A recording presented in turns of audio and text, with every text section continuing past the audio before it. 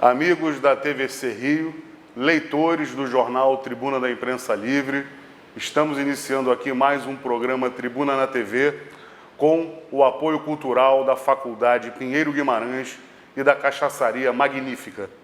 Hoje temos a honra de receber aqui um convidado especial nesse início de ano, nesse 1º de janeiro que se inicia, ano que será certamente muito difícil para as lutas políticas no Brasil. Por isso trouxemos Jorge Rubem Folena de Oliveira, advogado, cientista político, escritor e diretor do IAB. Folena, obrigado pela participação. Feliz de poder contar contigo nesse início de ano, ano que certamente vai demandar muito esforço do movimento sindical, dos lutadores desse país. Me fala uma coisa, Folena. 2019 foi um ano muito adverso. E sabemos que continua essa luta em defesa do movimento sindical, que perdeu o imposto, essa questão do legislado sobre o julgado está um negócio muito complicado. A justiça trabalhista, eles querem de fato liquidar de vez.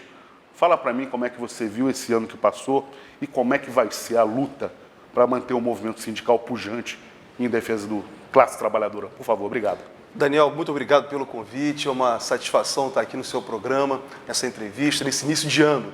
Ano de 2020, Daniel, que com relação à sua pergunta, eu espero que 2020 seja um ano de muita luta, porque o ano de 2019 foi um ano de luta, porém o movimento ultraliberal no Brasil, com esse governo que se implantou aqui, foi um verdadeiro atraso para os trabalhadores, para a sociedade civil de uma forma geral e para os movimentos sociais. Nós vimos uma verdadeira opressão, o que está acontecendo no Brasil hoje. Nós temos um governo que não governa, um governo que somente sabe falar em violência, em truculência, falar em prisão, mas não fala em desenvolvimento social, não fala em desenvolvimento econômico. Então, Daniel, a população brasileira, hoje, eu percebo que não tem esperança. Ou seja, nós vamos ficar vivendo simplesmente de pacote anticrime, de colocar pessoas em penitenciárias.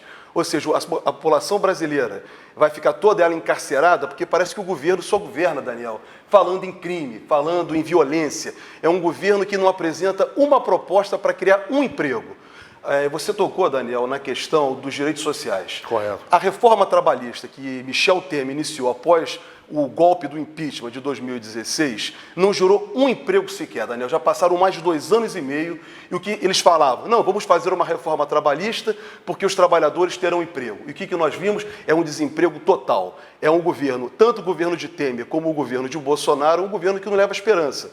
E nós temos agora, nesse ano de 2020, um momento para muita esperança e muita luta. Daniel, a minha expectativa é que aquela festa que a torcida do Flamengo fez na conquista da Taça Libertadores aqui no centro do Rio de Janeiro, em 2019, me parece, Daniel, que eu gostaria de ver numa luta daquela de vários flamenguistas, de vários torcedores do Vasco da Gama, que é meu clube, do Fluminense, do Botafogo, todos nas ruas reivindicando por seus direitos. Claro. Levantando a bandeira das transformações. Não é a pátria de chuteira que vai resolver o Brasil, Não, é sim a pátria com reivindicações. Nós não vimos naquela manifestação uma frase, uma faixa, Daniel, reivindicando pela perda dos direitos. Claro. O dia que o Flamengo ganhou de 5-1 ou 5-2 do Grêmio, foi o dia em que foi tirado todos os direitos previdenciários dos trabalhadores. Verdade. Então, eu chamo a atenção da massa brasileira, dos trabalhadores, dos torcedores, do povo brasileiro de uma forma geral, Daniel, que esse ano de 2020 vai exigir da gente muita luta. Claro. É rua mesmo, é rua, mas com reivindicação e não aceitando passivamente, porque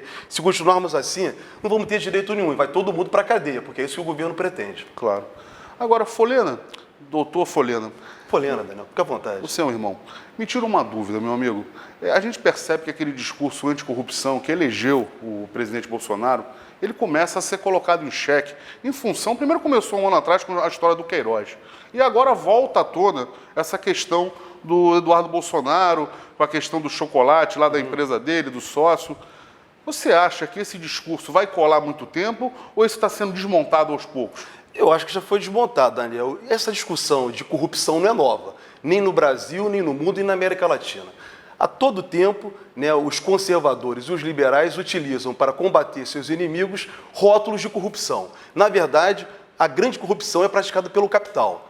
né, que te procura tirar vantagem do poder público. E isso fica de lado. Isso ninguém quer enfrentar. Então usa-se o mote da corrupção. Juízes, promotores, principalmente a Operação Lava Jato, Daniel, tem falado muito sobre isso, ela atuou basicamente contra a Constituição, não respeitando os direitos fundamentais, particularmente no devido processo legal, no contraditório, na ampla defesa e, acima de tudo, na presunção de inocência, porque as pessoas já foram condenadas. E o que nós vimos? Nós vimos que esse discurso da corrupção que a elite brasileira criou a partir de 2013 e que culminou com o afastamento da presidenta Dilma e com a atuação muito específica da Lava Jato. E aí, Daniel, aproveito a oportunidade para falar... Começa com as grandes manifestações. Exatamente. Né? Mas sua pergunta tem uma ligação com o Bolsonaro, eu não vou fugir dela. Claro. Mas é bom nós aqui debatermos e com nossos telespectadores, é que quando um juiz invade o Palácio do Planalto e faz uma interceptação telefônica, e hoje nós temos conhecimento que aquela interceptação telefônica que foi feita pelo juiz que comandava a Lava Jato, que hoje é ministro da Justiça, né, foi fundamental para o impeachment da presidenta Dilma. Do indevido e inconstitucional impeachment da presidenta Dilma. Por quê? A presidenta Dilma não cometeu nenhum delito, seja delito de natureza política... Se fosse pedalada fiscal, tinha que prender todos os presidentes pós-Sarney, todos fizeram. Mas ela não desviou dinheiro público. Isso foi uma retórica que foi criada, Daniel, para criar esse afastamento. Mas veja, Daniel, o ponto central para mim é esse. O próprio juiz reconheceu que ele errou. O Supremo Tribunal Federal reconheceu também que ele errou. E o que nós verificamos, Daniel? Nós verificamos que hoje, esse mesmo juiz, que na época atentou contra a famigerada Lei de Segurança Nacional, porque ele mesmo reconheceu, porque invadiu o Palácio do Planalto, quando a família do Bolsonaro e o Bolsonaro foram acusados, no caso do assassinato da Marielle, a questão do porteiro, esse juiz, que hoje é ministro da Justiça, com o Procurador-Geral da República, tentaram empregar a Lei de Segurança Nacional, uma lei completamente ineficaz, um entulho da ditadura, contra um porteiro. Então, veja, são dois pesos e duas medidas. Delitos são praticados por autoridades e por instituições públicas. Então, Daniel, esse argumento da corrupção que foi apresentado, tem sido apresentado, ele realmente não existe. O Bolsonaro está ligado com coisas muito nefastas da política. O Bolsonaro é um político tradicional, um político que ficou 28 anos na Câmara dos Deputados, é um político que ele mesmo reconhece que ele não tem uma relação e não sabe se expressar, não sabe se comunicar, ele se considera um pau torto, é isso que ele se referiu no final de 2019, antes do Natal. Então, veja... Chegou a falar na igreja dele que ele tinha sido escolhido, sabe-se lá como por Deus, alguma coisa nesse sentido? Então, isso, Daniel, não cola mais. Mas o grande problema, o problema de Bolsonaro, não é bem o Bolsonaro. O Bolsonaro é um problema para o Brasil, mas o problema foi quem o colocou lá. Claro. E quem o colocou lá foi uma grande conspiração da elite brasileira.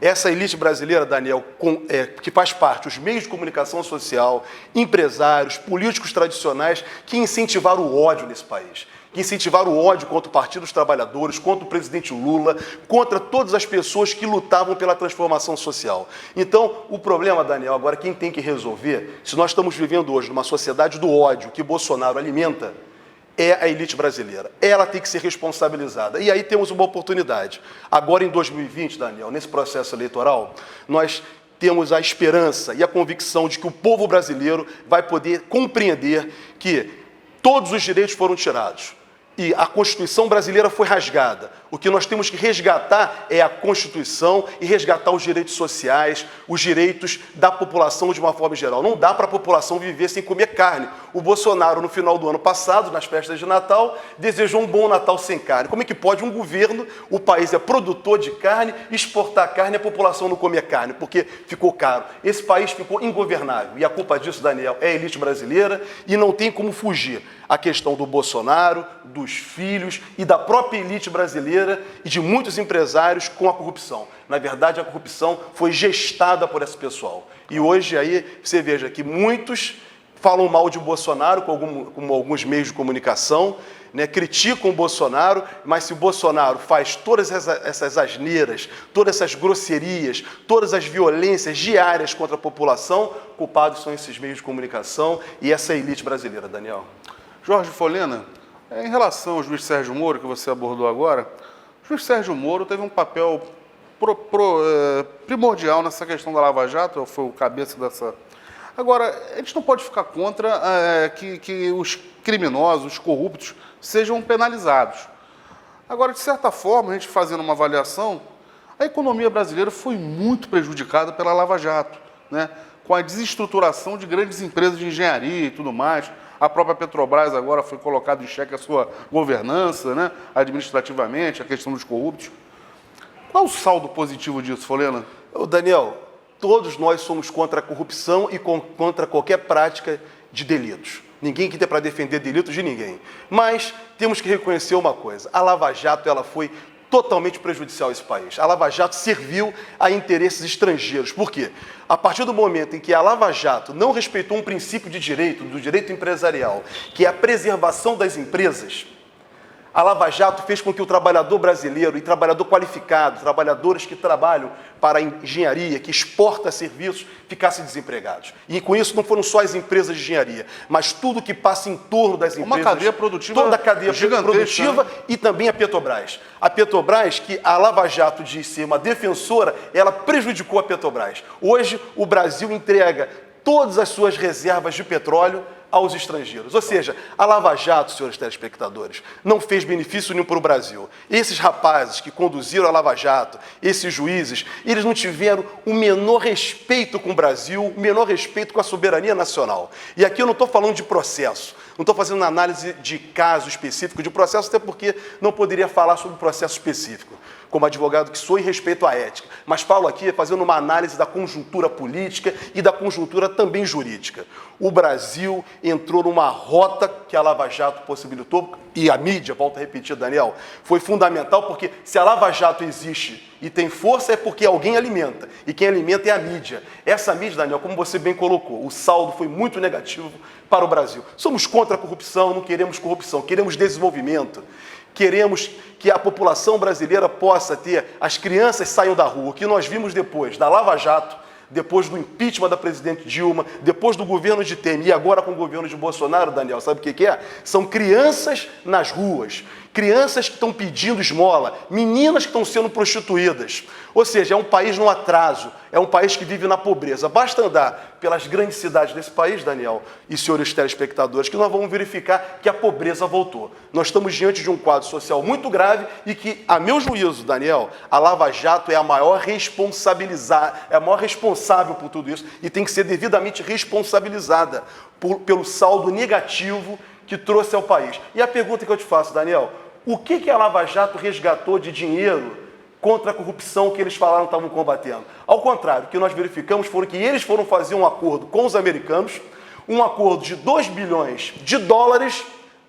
O Dallagnol intermediou isso. Né? Exatamente, que os americanos sequer tinham uma sentença favorável a eles, nenhuma sentença. A Petrobras com o Temer e com o Pedro Parente fizeram um acordo e o senhor Dallagnol ia receber lá com a Lava Jato de Curitiba 2 bilhões e meio de reais para criar uma fundação. Essa fundação, Daniel, ela só tinha um caráter político. Na verdade, eles queriam fundar o partido político da Lava Jato. Eu não tenho nada contra se o Dallagnol, se o ex-juiz, que hoje é ministro, queira participar da política. É um direito que todos nós temos, Daniel, de participar. Não é estranho alguém sair do judiciário, que está ali estabilizado, um trabalho honesto e tal, para sair para o jogo político, que é um negócio completamente complicado, é um mar revolto. Quer dizer, o cara sai da tranquilidade de um mar tranquilo para o jogo político, é um jogo nervoso, é um jogo complicado. Você não sabe o amanhã.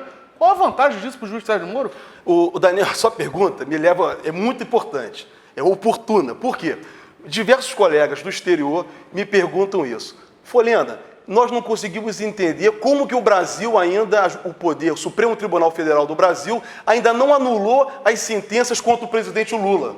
Por quê? Como que pode um juiz que estava exercendo o cargo, atuando, ter uma influência no processo eleitoral de 2018 ao vazar a delação vencida do Antônio Palocci e 3 ou 4 dias depois do pleito eleitoral vai se tornar ministro da Justiça do atual governo? Ou seja, a decisão de Sérgio Moro à época juiz, foi fundamental para a vitória de Bolsonaro, o que deixa muito claro e evidente a suspeição e, logo, a nulidade do processo contra o presidente Lula. Claro. Então, Daniel, o mundo jurídico internacional e nacional também está aguardando do Supremo Tribunal Federal uma posição. E o Supremo, para concluir, Daniel, eu digo o seguinte, tem uma responsabilidade muito grande. Claro. Porque o Supremo colaborou para esse estado de coisa. Porque lá atrás foi o Supremo que permitiu o processamento do impeachment, foi o Supremo que criou essa falsidade da presunção de inocência, que eles mudaram o entendimento simplesmente para tirar o presidente Lula do processo eleitoral de 2018 e conseguiram. Então, o Supremo Tribunal Federal deve ao presidente Lula a nulidade desses processos, porque está mais do que evidente e comprovado que o juiz Sérgio Moro, à época, foi um juiz suspeito. E hoje, mais do que nunca, claro isso, ele atuando como ministro da Justiça de Jair Bolsonaro. Folhana, nosso programa costuma dar espaço para todas as correntes e opiniões, porque eu entendo que o jornalismo há necessidade do contraditório permanentemente. Claro. Não adianta expor só um lado ou só o outro lado da moeda. E nós estamos aqui para fazer a crítica pontual e permanente do regime. Até porque, diria Milor Fernandes, oposição, o jornalismo é oposição e não tem outro caminho. Agora, debate econômico. Por que a nossa elite, a gente não é tão velho, a gente já está ficando velho, a gente lembra dos anos Roberto Campos, outras personalidades desse país, que debatiam a economia de uma outra forma. A gente não vê mais nas páginas de jornais aos domingos, nos grandes debates econômicos, defendendo uma soberania econômica no Brasil. Hoje a escola de Chicago, esses pensamentos, parece que é uma verdade absoluta, que quem for contrário é terrorista, é comunista, sim, ou é alienista, ou sei lá o quê. Por que chegamos a esse ponto, Folhana? Daniel, nós chegamos a esse ponto porque, meu modo de ver, a economia, ela deixou de ser, né, uma ciência em benefício do homem. A economia se tornou uma ciência a serviço do capital, exclusivamente do capital. A economia é muito simples, a economia. A economia foi feita para atender as necessidades humanas, Daniel. Hoje, o que nós estamos vendo com esse mundo, com esses ultraliberais, como o ministro da Fazenda do Brasil, como o governo de Bolsonaro, são governos que trabalham sistematicamente contra os interesses da população. E o que é mais duro, Daniel? Contra a população mais fraca, a população pobre. Porque os ricos, a classe média muito privilegiada, não a classe média sofrida que tem que trabalhar para poder sobreviver, manter seu ganha-pão, mas eles não fazem absolutamente nada, Daniel. Eles simplesmente, veja, vamos tratar de uma questão. O governo disse, questão de economia, disse que não ia fazer a CPMF. Disse que não ia fazer a CPMF. Mas, por outro lado, ele começa a cobrar. Tem notícias aí circulando que o governo está disposto a cobrar quem tem utilização de cheque especial. Se isso for confirmado, Daniel... O patrão dele é o Guedes também, né? Se isso for verdade, Daniel, é a CPMF instituída de uma outra forma. De uma forma muito perversa, sem ter aprovação... Sorrateiramente. Sem ter aprovação do Congresso Nacional. Ou seja, economia, Daniel, é para atender as necessidades humanas. Economia é muito fácil, senhores telespectadores, a meu juízo. Economia é para que o homem possa sobreviver. Claro. E o que nós estamos vendo hoje é que os trabalhadores, a classe média, de uma forma em geral, não estamos conseguindo sobreviver com políticas econômicas que ninguém entende nada do que se fala, não se entende nada, por isso, Daniel, você coloca a questão dos jornais, você abre as páginas dos jornais no caderno de economia, não se compreende absolutamente nada, porque eles não falam para a população poder compreender. Então, nós temos que nos dirigir especificamente para a população. Por isso que eu gosto muito, Daniel, quando nós falamos o seguinte, nós somos defensores da soberania e nós somos defensores do desenvolvimento. Claro. Porque país rico tem que ter povo rico. Não dá para ter um país rico com um povo pobre, que é o nosso caso do Brasil. A elite brasileira só governa para ela, Daniel. Não governa para o nosso povo. Nós temos que voltar a ter esperança. Não dá mais para ver, volto a repetir, ter crianças nas ruas, como voltaram a partir de 2016, milhões de crianças na rua, fora da escola, Daniel. Criança tem que estar na escola, claro, tem que estar estudando. As mães têm que estar cuidando dos filhos, e não as mães estão desesperadas. Como pode uma mãe manter uma família, muitas mães sem ter marido sequer, com um botijão de gás custando mais de R$70, Daniel? Loucura. Isso quer dizer, isso é economia, uma economia em que desvaloriza as empresas públicas, uma economia em que a Eletrobras vai ser privatizada. Imagina para quanto vai a luz. A luz é caríssima, Daniel. Sedai. Privatizar a água. Então, quer dizer, esses são pontos, são economistas que não pensam na população. São economistas que pensam no interesse dos capitalistas, simplesmente, Daniel. E capitalista que eu me refiro aqui são os banqueiros. Claro. Os banqueiros tratam... Essa é a república dos banqueiros. Os banqueiros maltratam a gente, Daniel. Faz o que querem nesse país, os banqueiros. Não dá mais para viver numa sociedade, Daniel. Hoje é um problema universal. Isso em todos os cantos do mundo. Nós temos hoje uma classe dominante controlada pelos banqueiros. Claro. Estão sendo hoje oprimidos os trabalhadores e também até alguns segmentos da classe capitalista, como, por exemplo, os comerciantes e como os industriais. Veja o caso brasileiro. Chamada pequena burguesia, né? Veja o caso brasileiro, Daniel. Os empresários brasileiros apoiaram o golpe de 2016 do impeachment. Todos eles quebraram. Não tiraram nenhuma vantagem. Só se beneficiou o pessoal do agronegócio, que já também vai perder, Daniel. Já vai perder. Já. Os estrangeiros vão comprar as fazendas, já não compraram quase tudo. Daniel, então a situação é essa. É uma economia que tem que ser uma economia voltada para a população e para o desenvolvimento desse país, Daniel. Correto. E não para o crescimento somente de alguns. E nessa tua lógica, a Petrobras seria um dínamo, né? Seria uma alavanca para esse processo. E a sonda de privatizaria, ela voltou, na época, como na época do Fernando Henrique, na época da Vale do Rio Doce, que entregaram uma certa parte dos interesses nacionais. Isso voltou com toda a força. Como é que a gente vai barrar isso, Folena? Daniel, olha, é importante a sua questão que você levanta da Petrobras. A Petrobras, eu não sou membro do Partido dos Trabalhadores, não sou. Não, aqui ninguém é partidário. Não, mas não é isso, mas é importante dizer. Exatamente, nos governos do PT, claro, a Petrobras ganhou relevância.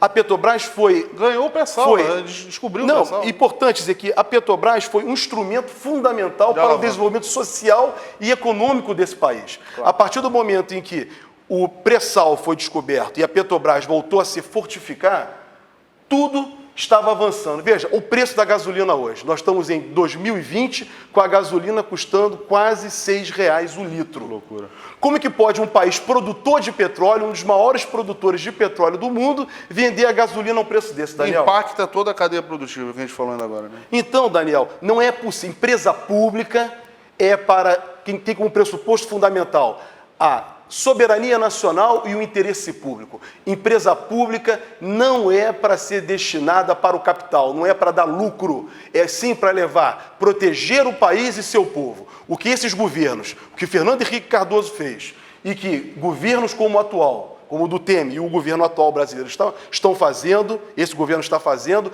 é um crime contra a soberania nacional. Correto. É um crime de lesa pátria. São pessoas que no futuro vão pagar uma conta, porque a história, vão ficar registrados na história como aqueles que entregaram a soberania desse país, conduzindo o país a um estado de colônia. Não posso ver de outra maneira, Daniel. Isso é muito revoltante. Não dá para aceitar isso com passividade. Não dá. E mais, todos aqueles que se colocam contra isso que está acontecendo, todos aqueles que defendem o desenvolvimento social, todos aqueles que defendem um Brasil melhor para todos, são processados. Essa tática não é nova, isso é muito antigo. Sempre utilizam a política e a polícia contra todos aqueles que defendem os interesses do povo, contra aqueles que defendem a soberania. Então, sabemos o que está se passando, Daniel. Então, a sua pergunta, Daniel, eu coloco assim.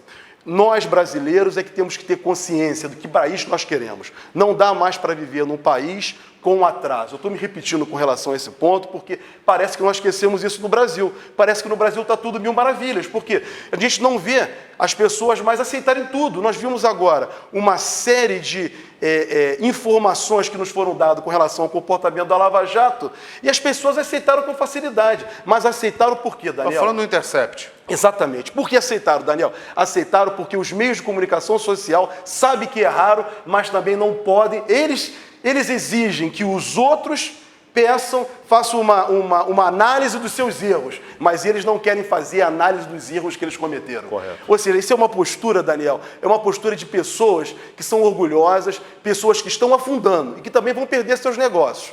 O que nós queremos, Daniel, é o Brasil forte, mas um Brasil de verdade. Não esse Brasil aí que é apresentado com verde e amarelo, Deus acima de tudo, mas longe da população. E falando em morte a todo tempo, a quantidade de povos indígenas, pessoas da comunidade indígena, violações de direitos que já morreram por ações desse governo, conduções, falas, favorecendo madeireira, favorecendo invasões de terras indígenas, é uma coisa absurda, Daniel. A quantidade de pessoas que têm morrido nesse país é uma coisa assustadora.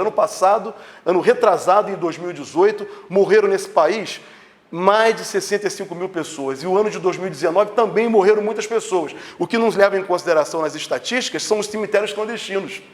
Isso não é levado, lógico, isso não aparece nas estatísticas. Mas como aumentou a truculência, aumentou a força policial, imagina a quantidade de pessoas morreram de forma clandestina nesse país, Daniel. Folena, como o nosso país é um país continental, nós estamos iniciando 2020, eu tento extrair alguma coisa de positivo para que a gente consiga tem um alento, tem alguma esperança, né?